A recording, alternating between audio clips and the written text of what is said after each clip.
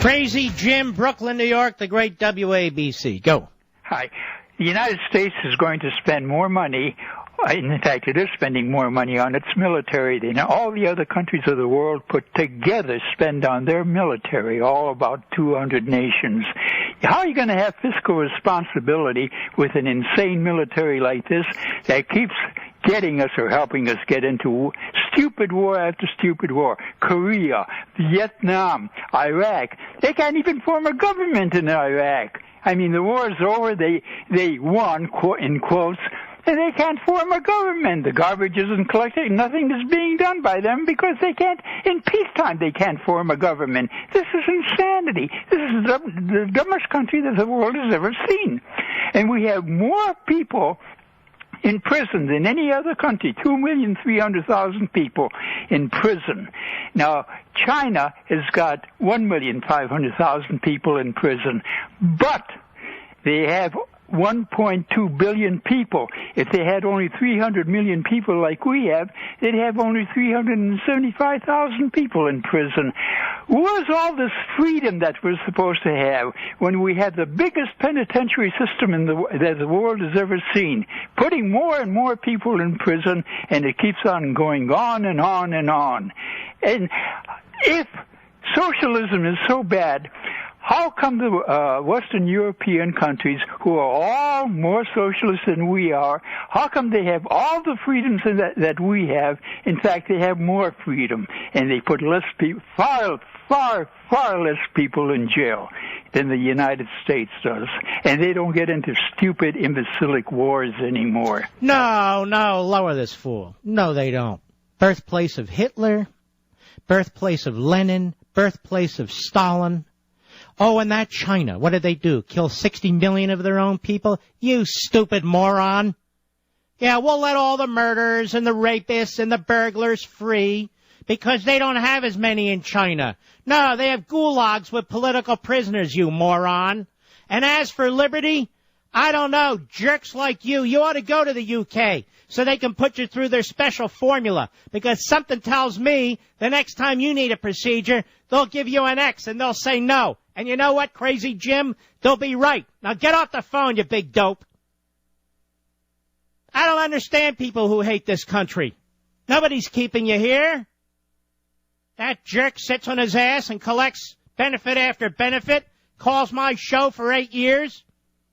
Never happy. You and I, we're working to subsidize that creep. Compares us to China, and we lose. Compares us to the dying socialist countries in Europe, and we lose. Why? Somebody denying him something? Unbelievable. But I let him go on a little so you can know why I get annoyed.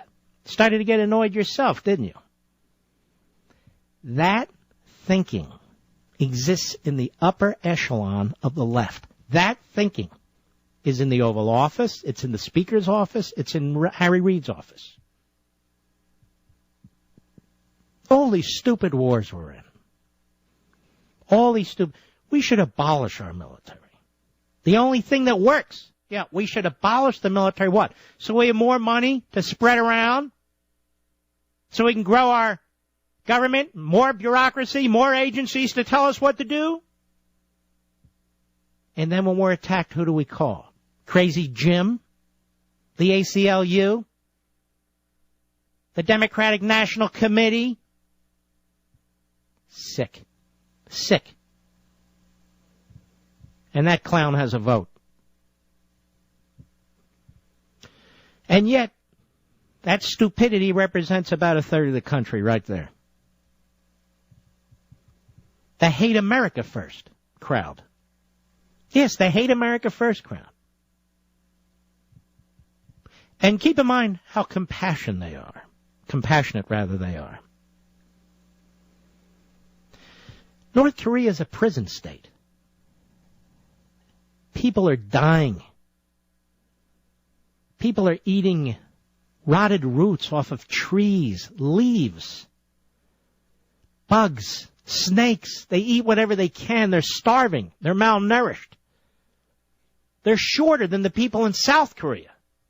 because of what that government's done to its people. But this jerk doesn't care. Why? He gets whatever he wants on the public dole. So from his point of view, the public dole should be bigger. Why not? Because somebody has to work and work hard to pay for it, you creep. Somebody has to pay for this, and it's the rest of us, you jerk. And he's embracing socialism. He's a Marxist. Jim in Brooklyn, you're on the Mark Levin Show with Michael Berry. Welcome. Hello? Hello.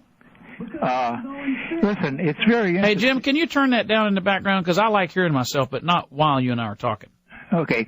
It's very interesting that Obama is getting a lot of grief over these X-ray machine scanners. But if a big plane was blown up by a terrorist and a couple hundred people lost their lives, then he'd be getting all the grief. People would be calling conservative talk shows. Is that the alternative, Jim? If we don't submit to having our genitalia fondled, then planes are going to blow up? I didn't say that. Well, I'm just asking. If it happened, can't you understand the difference?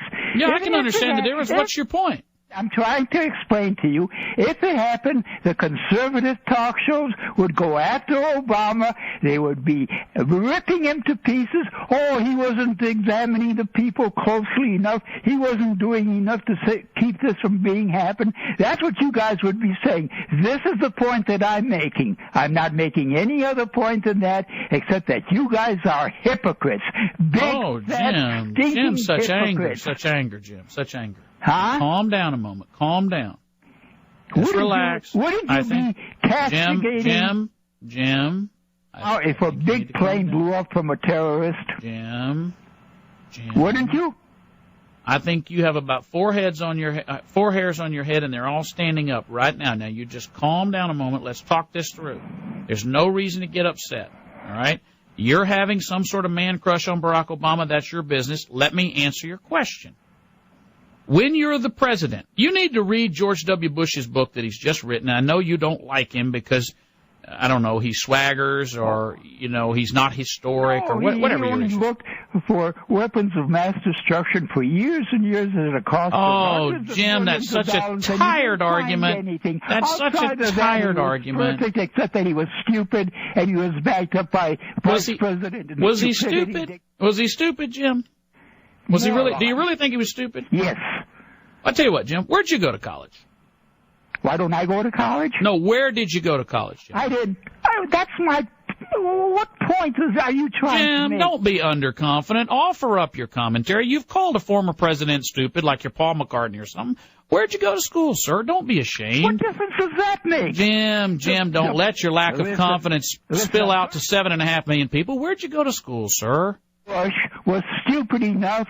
Jim, where'd you go to school? Thank you for the call, Jim. Does your mother realize you're calling into shows late at night like this? Now go back into the basement and sit still.